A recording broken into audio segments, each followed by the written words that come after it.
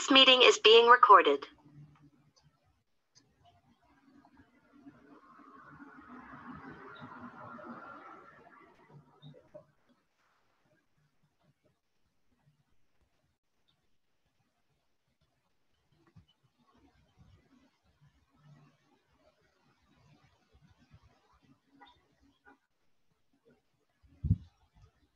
Welcome everybody to En Casa con la Plaza. This is Abelardo de la Peña Jr. I'm the Director of Marketing and Communications with La Plaza de Cultura y Artes. We're a little delayed. We had some technical difficulties, but we're here now and that's what counts. And thank you all for joining us. If you're on Zoom, please, you have a chat feature there. Go ahead and use the chat feature to let us know who you are, where you're coming from, shout outs, questions, commentary, lo que sea. Those of you who have joined us on Facebook, also use the chat feature there to let us know where you're viewing from, who you are, saying hi to Mario, saying hi to me, whatever. Just climb on board to the— Welcome everyone from who you are. There you go. See, I'm repeating myself. I'm so excited. Anyway, let's see. We have tuning in Melinda Gandara, tuning in from Isla Vista, California. Fred Prince. Hey, Fred, it's Fred. Hey, it's Fred from Mar Vista. Hi to Mario. Yeah, hi, Mario. How's it going? Anyway, again, the comment section on Facebook, the chat feature on Zoom, Q&A, if you'd like to use Q&A as well. We might take the questions during or after. So let me tell you a little bit about En Casa con la Plaza. We've been at it now since April of 2020. Ooh, it's been a while. Almost 300 sessions. Presentations, conversations, demonstrations, and performances.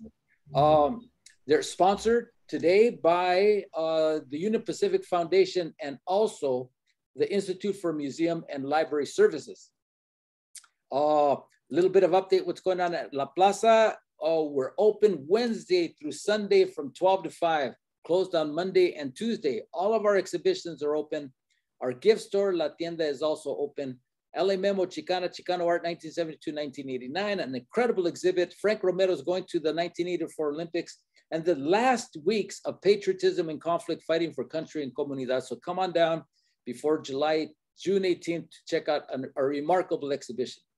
La Cocina, our brand new exhibit right across the street behind our stage there on 550 Spring Street is also open. Recently, we opened an exhibition called Abuelita's Kitchen, Mexican Food Stories. It's a multimedia exhibition which shares the food stories of 10 indigenous, mestiza, Mexican-American, and Afro-Mexican grandmothers or abuelitas, photography, text, a documentary film, kitchen artifacts, family recipes, a whole lot. It's a beautiful exhibit. You got to come down and check it out. Also coming soon at La Plaza Cocina, our cooking programs begin again.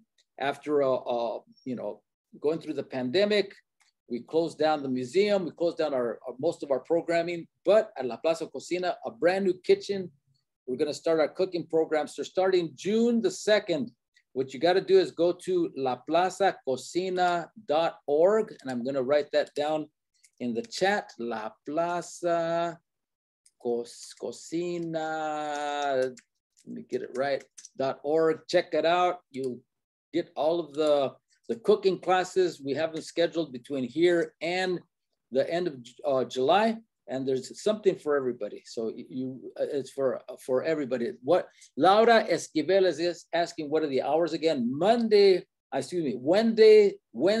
through Fridays, through Sundays, Wednesdays through Sundays from 12 to 5. We'll be closed next Monday. I hope all of you are taking Memorial Day off, as are we.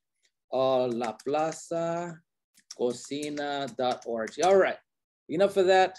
Thanks to our sponsors, Union Pacific Foundation, Institute for Museum and Library Services. We're going to get started with bringing on our guest, Mario A. Hernández. Please join us, Mario. Unmute and let's get the chat going. Hello, mucho gusto. Good to see you, Abelardo. Good to see you too, Mario. Zoom. We had a little bit of difficulty, but we're here now, right?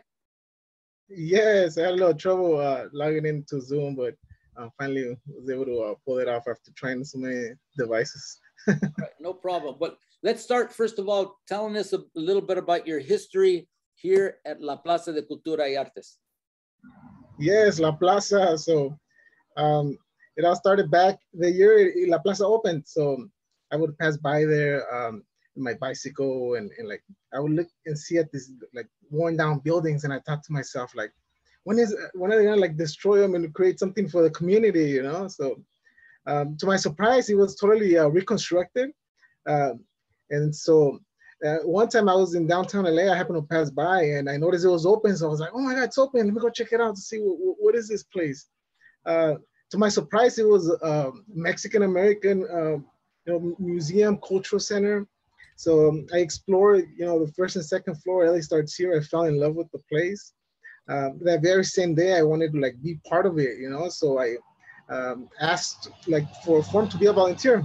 So I became a volunteer. A couple of weeks later, I had an interview with Gina, who at the moment was the volunteers coordinator. So I showed her like some of my artwork, and like at the moment I was pursuing graphic design, and I was taking like all kinds of art classes. So I took like my portfolio and showed her. And so like a few weeks later, she literally had me assisting in one of the workshops for our family days. So that was great to like be able to, teach the young and like the families that would come in about the arts and engage with them, with the community. So it was a great experience. So that's like how it all began, like how I first met up with La Plaza. Great. Well, you from there you got actually hired as in visitor services, greeting our guests, escorting them around, guiding them. But again, you brought skills. And what kind of skills did you bring to La Plaza? Yeah, so like I said, I was studying to obtain a graphic design degree from East Los Angeles College. At the same time, I was just interested in the arts overall. So I dove into like art history, studio arts, ceramics. I even had an opportunity to work at the Vincent Price Art Museum, where I actually had a chance to give tours and everything I have learned there in the school in ELAC, I had a chance to apply in the field, like working in a museum. And so I brought all that skill set into La Plaza, and I was able to, help out like with designs, with artwork, with signs, anything they had to do with like flyers, marketing, design. So that's kind of how I slowly started helping out, doing a sign here, doing a sign there. Pretty soon, Abelardo came in, and we like formed a marketing department. so that was a great experience to be able to, slowly apply some of my skills and just have it evolve and flourish throughout these years. All right. Well, thank you for that. And yeah, for the last few years, Mario first was doing part-time here in the marketing department, which was at the time a department of one. First on a part-time basis, and now full-time as a marketing and communications associate. As you said, graphic design, photography, videography, still leading some workshops, still helping out with visitor services every now and then. And now probably the biggest project you had, which was the creation of a mural. And let's talk about how that came about. Yeah, so, you approached me last year at the beginning of the year asking if I did murals, and I was like, of course. So I had like assisted East Los streetscapers in the past with Wayne Healy. It's such a big influence. I learned a lot from him, assisting him in basically anything that they needed.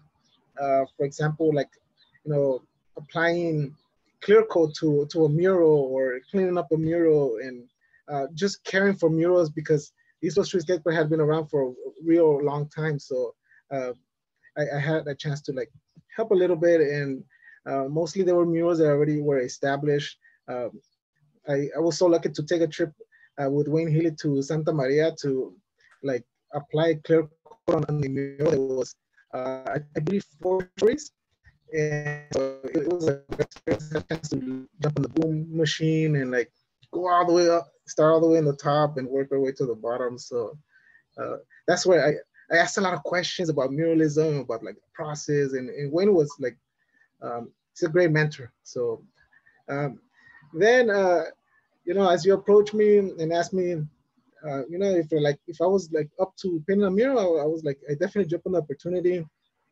And so we started gathering ideas.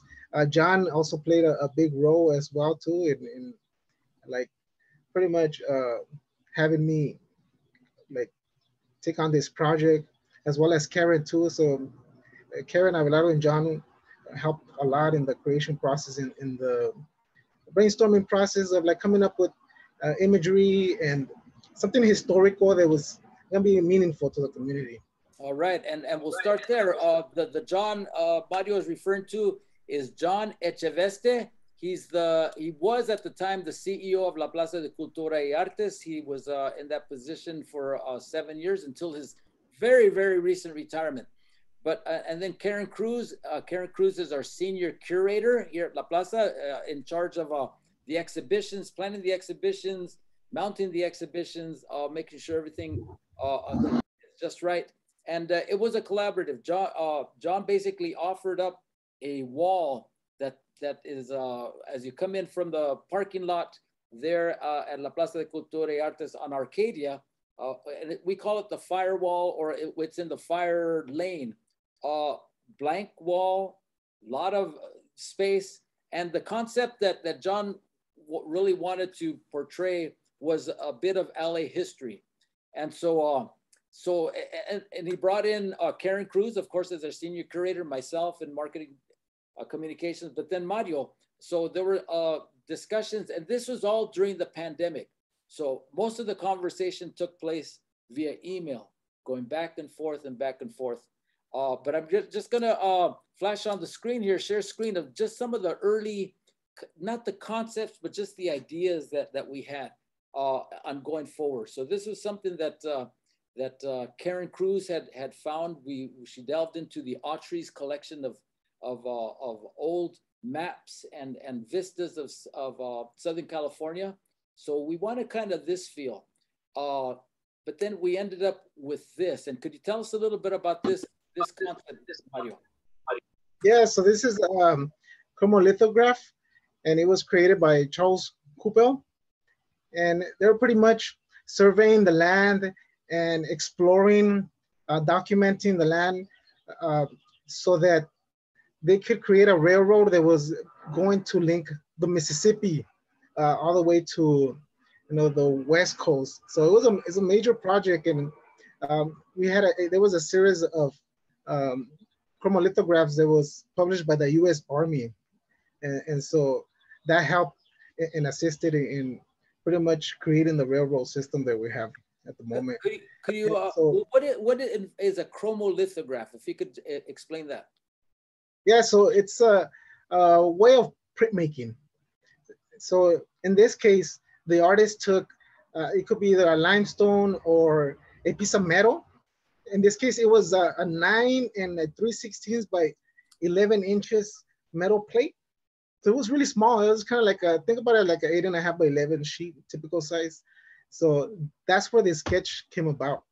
And so it's a chromolithograph because it actually contains several colors, which are pretty washed out and it's very hard to see. I guess also through time, I don't know if like maybe that had to do a little bit with the print being washed out a bit. But so it gave us opportunity to also like color grade it and give it a color and bring it to life, because that's something that was lacking.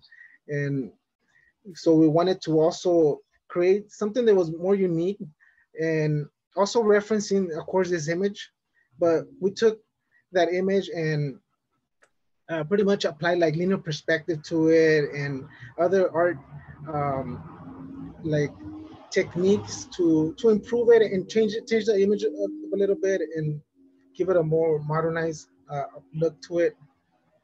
That's right. And Mario took this concept of using that chromolithograph and did some extensive research. And I just want to show you, as reference, something that he could use for the mural, because as you saw for that chromolithograph, quite drab, just monochromatic, very faint lines, not a lot of detail.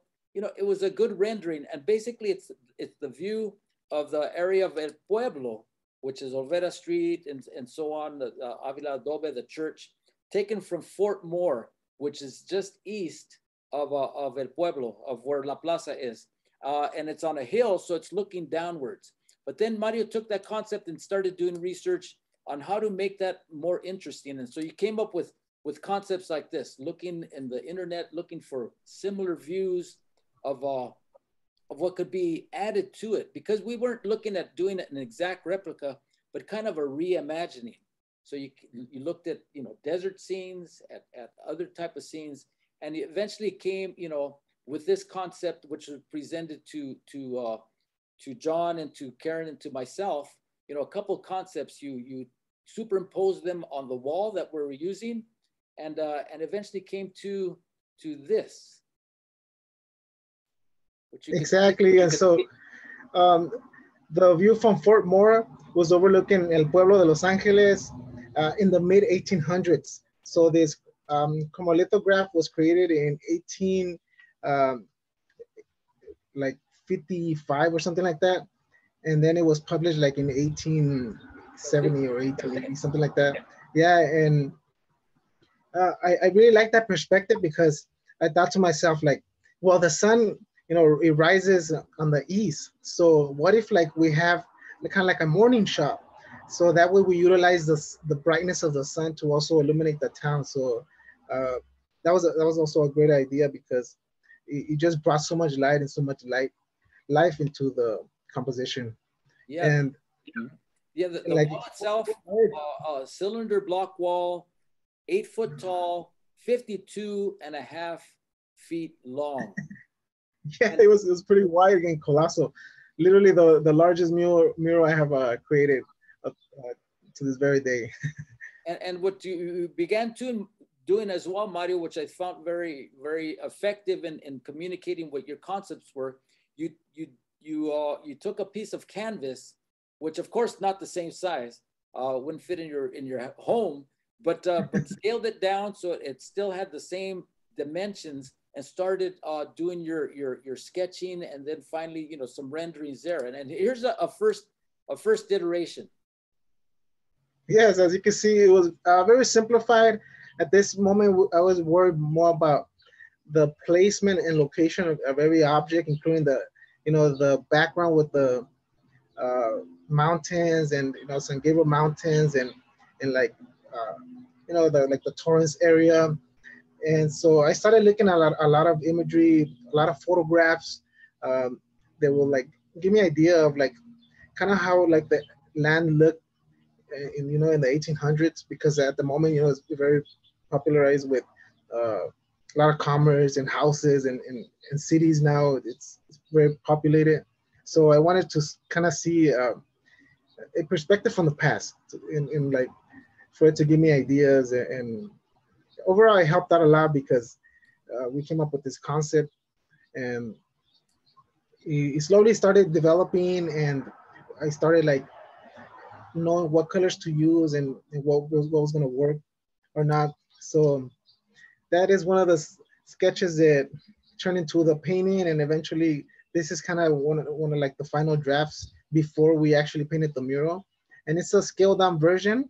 This is a 1/8 scale.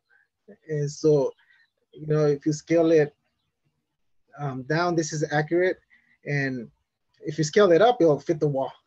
So I did this painting, and then I overimposed it on the cylinder wall digitally, so that we can kind of see how the mural will be looking. And it was mostly a guide, just a guide, that was gonna help us determine like the color, the proportions of it. And there's the overimposed image on the cylinder wall. So it pretty much gave us a glimpse into what it will look like in the end. So it was a great guide, because I went with that mock-up. It was no going wrong. And in fact, that's the one that you have behind you, right? Yeah, so this is it right here. So it's as you can see, it's small, about 1 meter in length. And it was perfect, because I literally painted the whole mural in this small scale. So I felt pretty confident going in once we had this sketch down. And I knew like where everything was gonna be placed, so it made it easy. Sure. And one of the features of this mural, again, based on the chromolithograph, 1880 Los Angeles, 1853, almost more than 150 years ago, bringing it to the present time in by using color, but also one feature which is incredible is the middle point where the eye draws, and tell us about that feature and what it is. Absolutely. So, of course, right in the middle, as you can see, there's a sycamore tree. So the sycamore tree is very symbolic because it's also known as the Aliso tree. And it was this huge tree that was literally 6 feet in height. So that's like 60 feet. The largest and the widest it got was about 200 feet. So it was this colossal tree that was located by the 101 entrance, right there by kind of like by Union Station.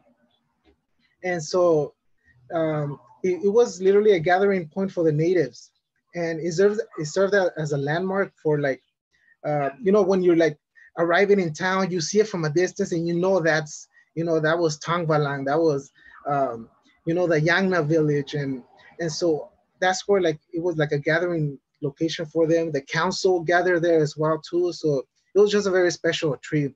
And when I researched the tree as well too, I realized that it was literally 400 years old. 400 years old. It was born like, you know, in the 15th century, and then like in 1892, it was finally destroyed. And so that's when all the rings were counted, and then they realized that the tree had 400 years of history, of California history. And so it was a very significant tree. As you know, a lot of the like streets are named after the tree, like, you know, Aliso Street, Pico Aliso, Aliso Project. So all these, you know, terms are derived from the tree. So it was real special, a special tree. And at the moment, like in the mid 1800s, when, you know, I depicted that mural, at the moment there was also what was known as the Alisso Vineyard. And it was literally a vineyard that was right there next to the tree. And a French winemaker, he like built his establishments right next to the tree, under the shade of the tree too. So it was actually pretty successful. Per year, they would produce like 150,000 bottles of wine. So it was wine country at the moment.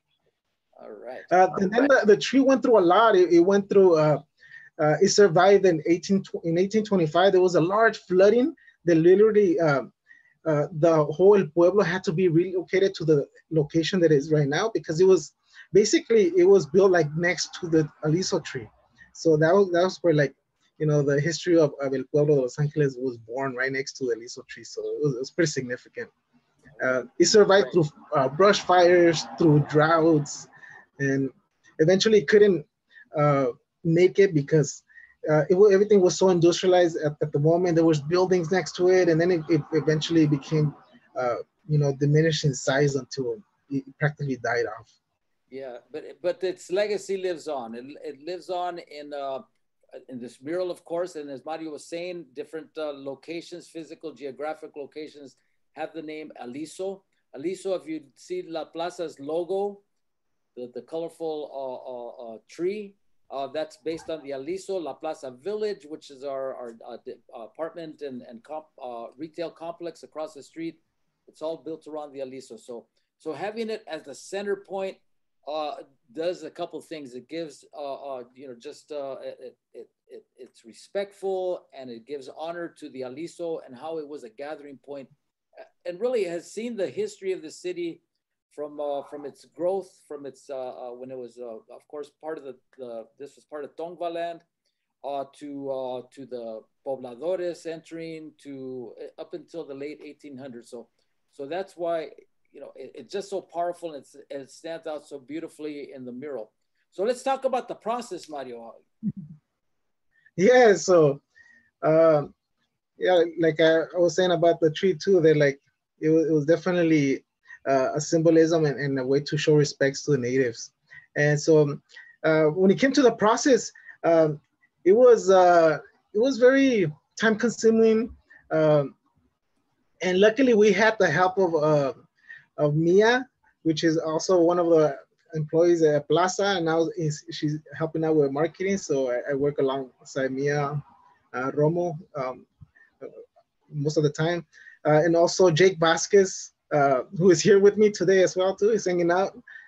He also played a big role in helping, to create the mural and put it up in the wall.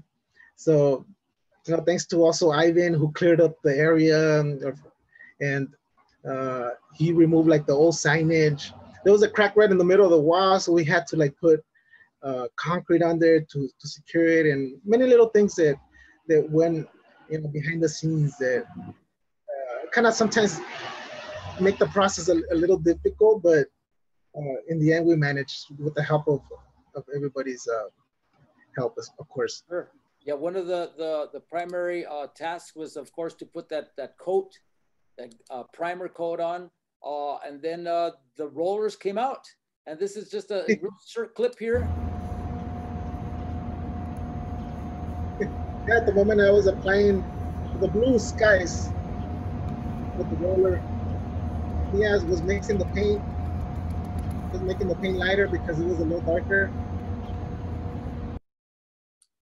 Yeah, so and you started basically in I think it was in July of last year, because it took a while for the final design to be approved by, of course, for John, Karen, myself, Mario, gathering the supplies.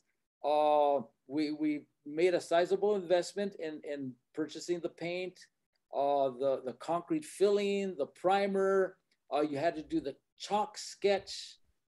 Exactly, yeah. So it was really fun actually going to buy all these supplies, because I felt like I was at a candy store when I went into the Nova Colors in Culver City, because they have so many colors and like there was money to buy all these paints. So I was delighted to like go and pick up the paint and like going to Home Depot and buying all these supplies. So it was really fun to be able to like go out there and physically just acquire all these supplies to make the mural happen. All right. Well, here, let's take a little time to see who's joined us here. We have Jesus Palacios. He says, presente familia. Sylvia Flores. She's with us tonight. She's saying nice. And Double A, the profile pod. Unbelievable, he says. Hey, Vanessa, thank you, everybody. Vanessa Bejarano, that's amazing to capture a pueblo like that. Our first homes ever built. And then they keep on coming. Lorenzo Salas, I think he liked the wine part when it was part of the winery there.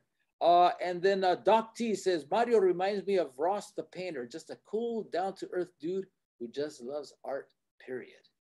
All right. I love Bob Ross. Yeah, he, as a matter of fact, it's funny he brought him up, because when I was like developing the mural idea, I downloaded the Bob Ross app onto my smart TV. I recently had gotten a smart TV, and so I was watching just episodes and I'm like his technique, and I would like do my work, and then on in the back of my head I had the TV on, and so I would get to hear him and like occasionally turn and see just the techniques that he was using. And so it's funny because at the end he played a major role in the technique that I used too. So shout out to Doc TV and Bob Ross. All right, Bob Ross. On Facebook, we have Blanca Aldama. She's joining us from Alhambra. And Gary Rodriguez from Shafter, Califas, Aztlan. Gary Rodriguez, thanks for joining us. All right, and well, let's continue here. I'm gonna just share screen, and if you could just talk over what's going on in these images here. Hey, there we have cousin Jake Vasquez. He's applying some of that grass onto the newly developed field there. Of course, this was during COVID time, so we still had to wear a mask. And we would work only 3 days a week. we'll start real early, around 7:30. As soon as, you know, the daylight the dawn of the light will come into play.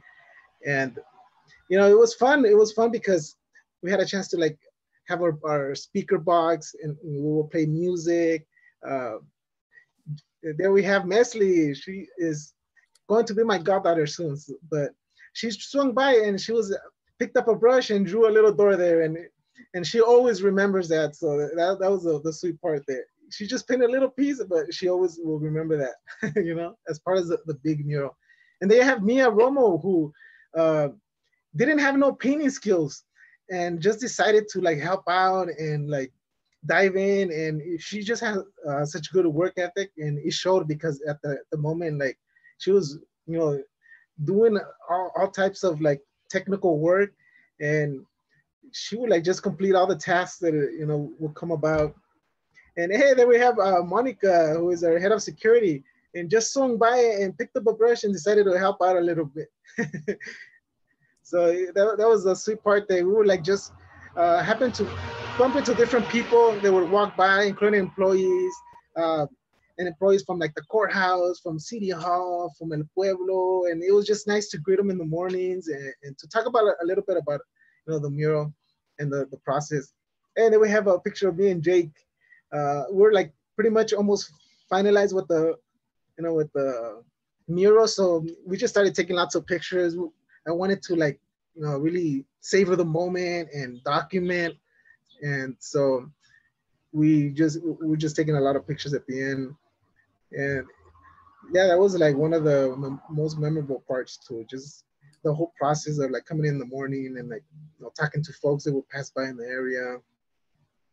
And like it sparked up a conversation about the Aliso tree, you know, about like how like now in the actual location there's only a plaque, and like we would love to see a tree there once again, you know. If another sycamore tree is planted there, that would be great. So that's you know, something that we would love to advocate for, to have an Aliso tree.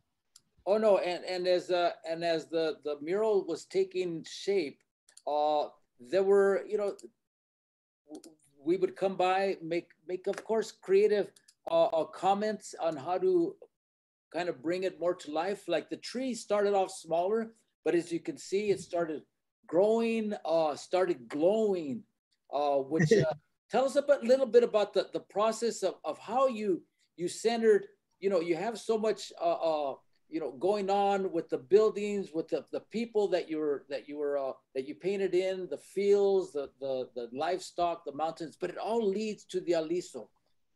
Tell us how you did that. Yeah, so I took this technique called linear perspective, which many of you have taken like in the fundamentals of art, where you literally have like a vanishing point. So in this case, the Aliso tree was my vanishing point. So it's a dot right in the middle of the trunk, and it radiates out into the whole town. And what I did, I taped up a chalk line from Home Depot right in the middle. I took blue tape all around it, and then I stretched the chalk line, and I radiated out all the lines onto the town. And from there, I started drawing out the town. So as you can see, this painting that I have here, the mock-up, doesn't really have the linear perspective. But once I started applying it on the mural, it's just like I was drawn right into the middle of the center, and it seems like the tree was the one powering, you know, the whole town and supporting the whole town. And it literally, we gave it also a radiant look, where it seems to be like it has like this whimsical look, where it seems like the tree is like the tree of life, you know. And so there's a little glow to it that sparks, you know, and illuminates the portion of the like the top part in the skies. And if you look closely, it almost seems like is radiating out energy into the town. Oh yeah. So we wanted to like make it kind of like the center of attention to let folks know that, you know, despite, you know, the Tangva not being present, you know, at the moment, or but having like a low presence, we still commemorate, the Tongva and the Yangna village, by creating this illustration. All right. And one last task, of course, once it was pretty much complete, we had to come up with ideas on how to actually identify it. So one concept that we started with was to, as you see this one, we have the mural, but on either side we have a Mario designed a scroll. And this again, he did this digitally and superimposed it on the mural just to see how it would look. And though it looked beautiful, the kind of the concern was that it was kind of taking away from the mural itself. And so tell us how this got developed, Mario. Yeah, so as you were showing the images, we're trying to like you say, convey the message and a little history about the mural, so that folks, when they would exit their cars from the parking lot and they would walk onto El Pueblo, they'll be enlightened by this mural, and it would offer them a glimpse into the past. And at the same time, they'll have a chance to read a little bit about it and what was it all about. So we decided to try different things to see what would work, either like painting a scroll onto the mural and like depicting the history there. But then I started looking into like signs and like sign holders. And so I realized that like the folks that do the signs for the parks, they make these very durable signs that were like weatherproof. And I thought to myself, hey, this would be perfect.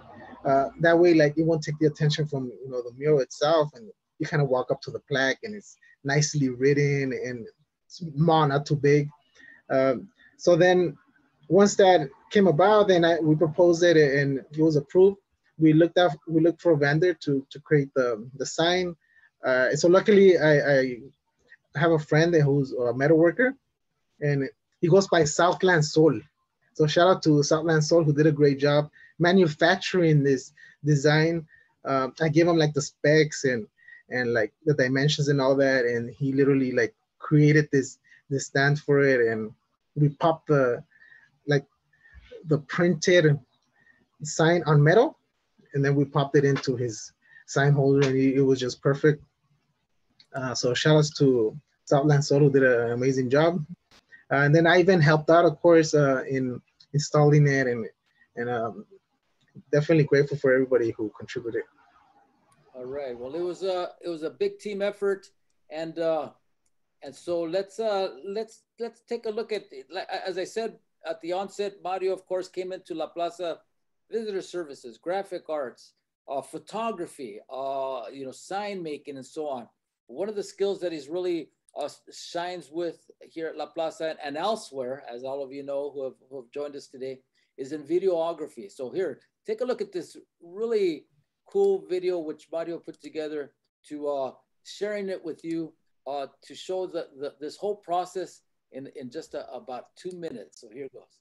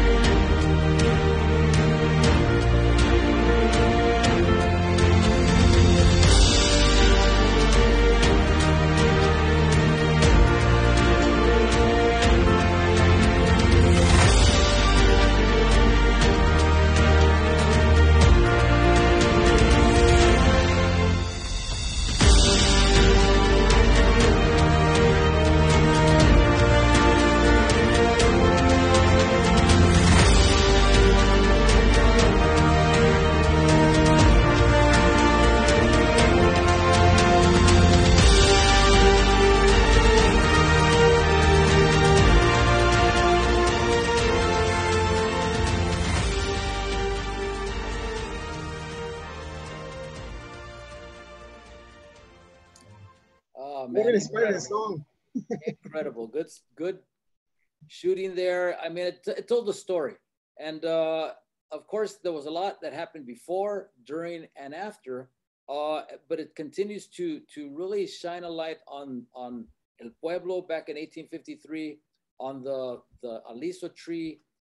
But you know, it shows the progression of this, the beauty of the city, how El Pueblo has grown, and taking you back to history and in such a beautiful, dynamic, creative way. So thank you for that, Mario.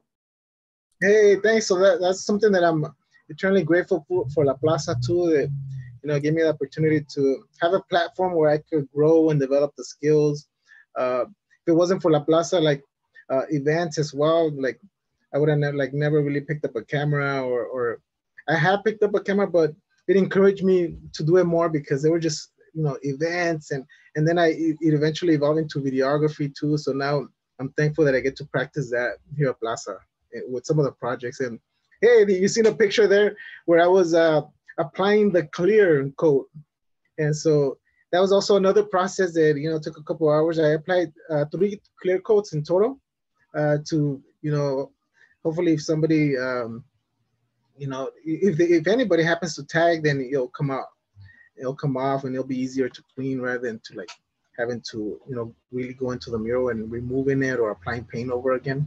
So that's something that I will have to also keep up, the mural, and make sure that, you know, the clear coats are up to date, and that because of all the elements and exposure, they start kind of wearing off after a while.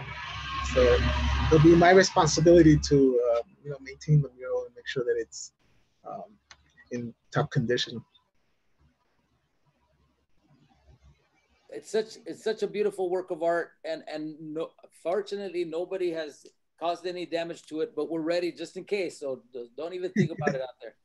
All right. Well, we have some people here on Facebook. Becky Duarte Perez, he says chalk line is also used in construction, where they snap their lines for initiating its foundation for building. Very interesting, Mario. Hey, saludos, Becky. Good to hear from you. We got a lot of chatter here on Zoom as well. Saludos. Let's see. Jesus Palacios says, "Ay, that's my primo." That's my cousin right there. Saludos to Canelo. All right. Fred A. Prince says, "Thanks to Abelardo and Mario for this beautiful presentation." You're welcome. Fred, hey, Fred. Thanks for logging in. Yeah, we have a whole bunch. So Mario, you're gonna have to check it out. We'll save all these comments for you. So thank you very much. If there's any questions out there for Mario, now's the time. Use the chat feature, use the Q&A feature if you'd like. But for now, Mario, what's next? So yeah, like I said, you know, we've been slowly developing, you know, the photography and videography, and I'm really into videography at the moment. So that's like my art form right now. You know, I go through different stages where at one point, like I was really into linoleum cuts. I was doing tons of linoleum prints. There was a point where I was doing tons of photography. I'm still kind of doing a lot of photography.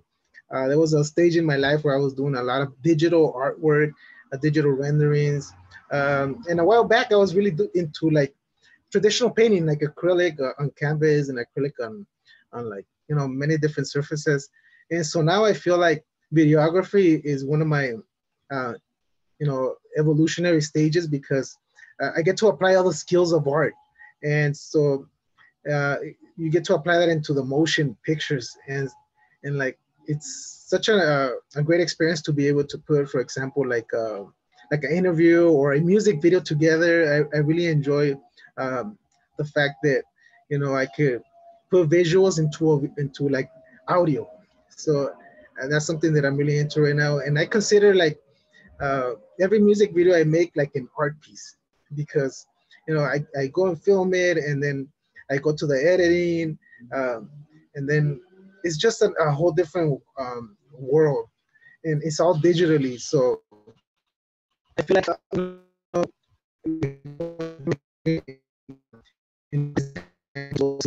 I'm able to use, like, you know, like the fundamentals of art, like painting and composition.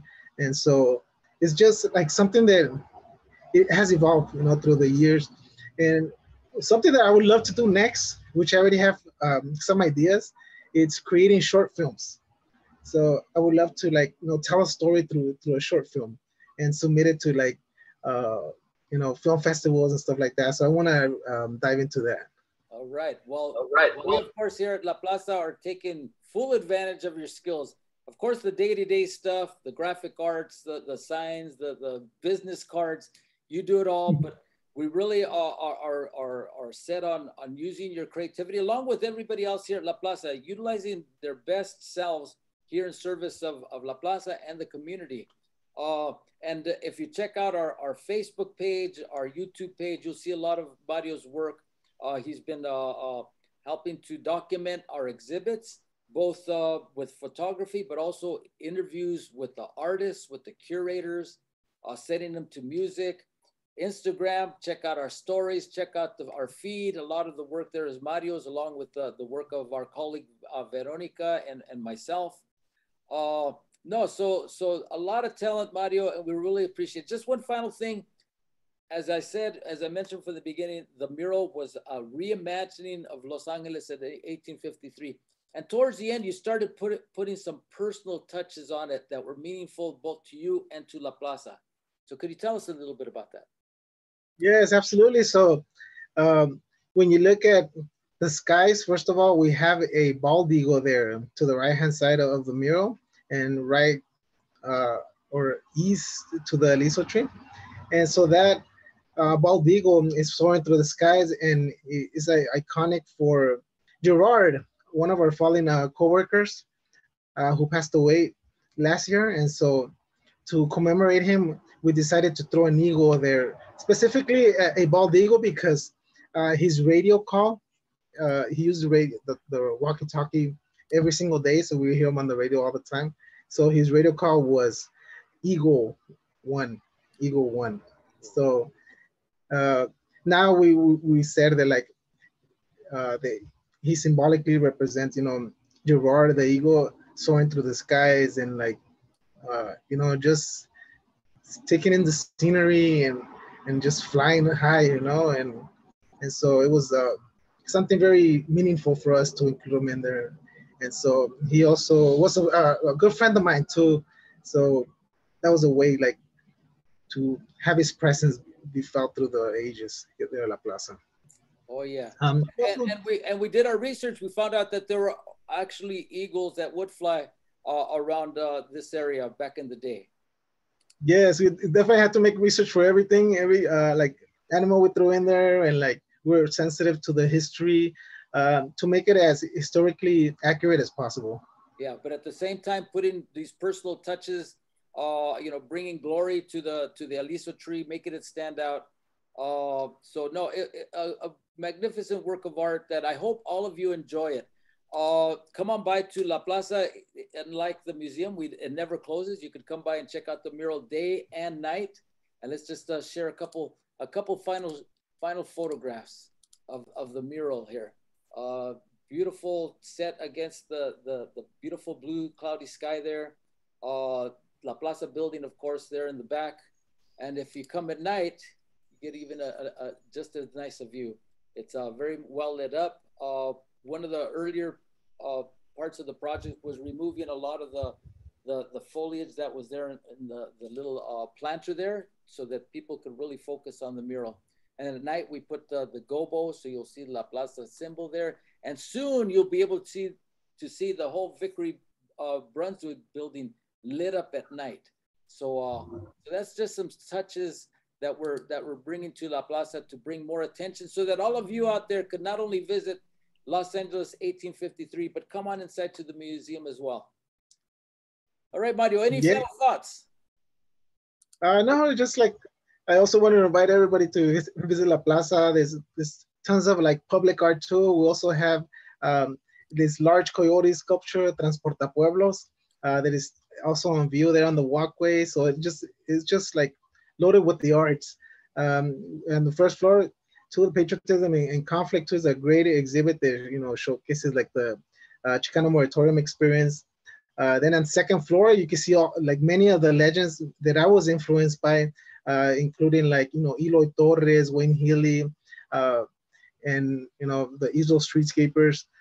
Patsy Valdez. There's just so many artists there. It's called LA Memo. So please come and visit that exhibit. It's very impactful. And of course, our historical exhibit, LA Starts Here, which shares the many experiences of Los Angeles and being Mexicano in Los Angeles too. And yeah, final thoughts to anybody out there that is trying to make the arts, create the arts. Just keep it going.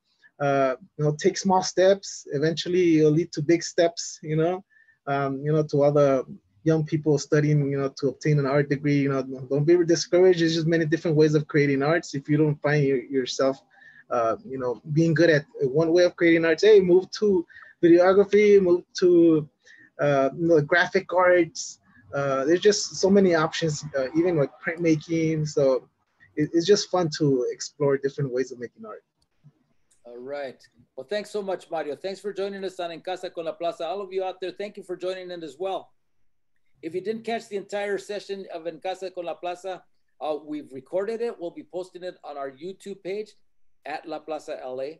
It stays on our Facebook page as well at La Plaza LA. And we also loaded up on our website, which is lapca.org. You could catch our calendar of events for everything that's coming up at La Plaza, including virtually and online. That's the same thing. Virtually and live. Because, of course, we've opened up since last summer. And so we continue with our programming. Coming up this Friday here on En Casa con la Plaza, we have Dan Guerrero Happy Hour with guest Sergio Trujillo, a Tony-winning Broadway choreographer. Next week, we take off. Well, first of all, I hope all of you join us in celebrating Memorial Day. Take the day off. We're not going to have any programming here at La Plaza, but you're welcome to come and visit the museum from Wednesday through Sunday here at La Plaza de Cultura y Artes, La Plaza Cocina as well. And then the following week, we start again with our programming beginning on the 8th of June with Gloria Arjona, our favorite educator and arts activist, giving a presentation on La Malinche.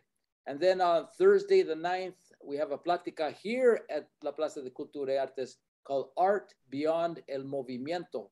And both of those, of course, are free, and you're welcome to come and join us. So with that, thanks to our sponsors, Union Pacific Foundation, the Institute of Museum and Library Services. Thank you, Mario, so much for joining us tonight. And for all also give thanks to everybody who joined today. My wife, Ruth, who spread the word like crazy today to all our friends, our family, our cousin Jake Vasquez, who is here right now with us, supporting. To everybody who logged in, Sylvia, Doc TV, Art, my cousin Vashti, Vanessa Verejano, just tons of friends, Terrence Butcher, did I say Doc TV? And everybody that doing this. Thank you, everybody. Thank you for all your support. All right. Well, thank you so much, Mario. Thank you again. Thank you to all the staff and board of La Plaza de Cultura y Artes for making this possible to bring these programs to you directly to your homes or wherever you're at. So with that, muy buenas noches a todos. We'll see you soon. Mario, see you tomorrow. Yes, sir. Shout out to my mom, Maria, Pops Jose, Jesus, Eduardo. The list goes on. We'll be here all night, Eduardo. No problem. Again, guidance, your help, and everything you do for La Plaza. Oh, thank you. Okay, we'll talk to you soon. We'll see you tomorrow. Thank you, everybody that joined us. We'll see you soon as well. Bye-bye.